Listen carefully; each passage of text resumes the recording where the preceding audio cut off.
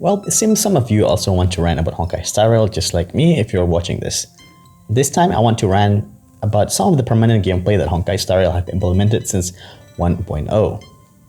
Let's see, so far we have the fight tournament, the museum management, the Arum Alley hustle and bustle inventory management, the swarm disaster, the Aether Wars, and lastly the Heliobi fight challenge from the most recent expansion of 1.5.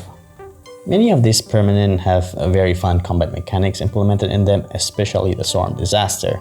Well, this rant video is going to be dedicated to Swarm Disaster only, and I'm going to rant about other gameplays on another videos.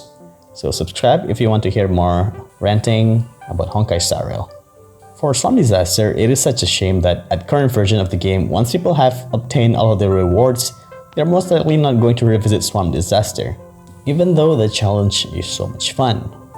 I know that another mode similar to Swarm Disaster or further expansion to Swarm Disaster itself will most likely be added in the future version. But I was thinking that rather than leaving such amazing gameplay gather dust, why don't they make it as a bi-weekly or monthly challenge instead?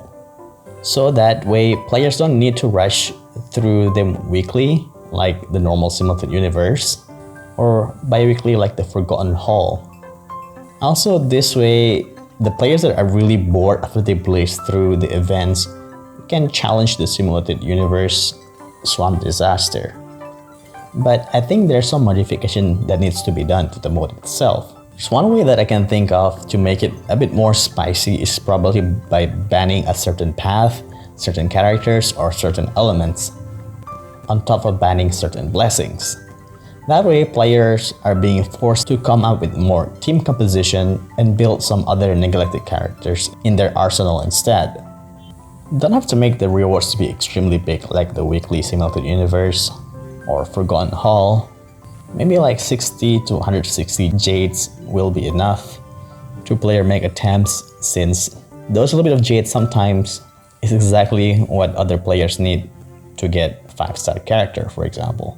And also with that much jades, new players won't lose too much by missing this monthly challenge.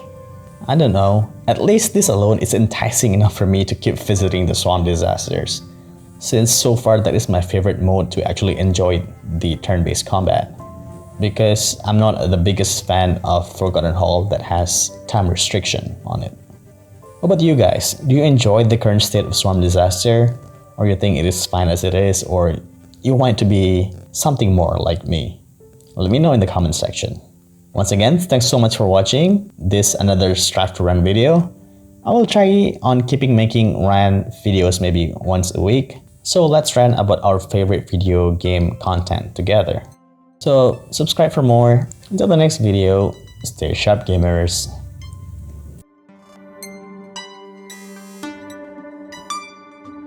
Mm-hmm.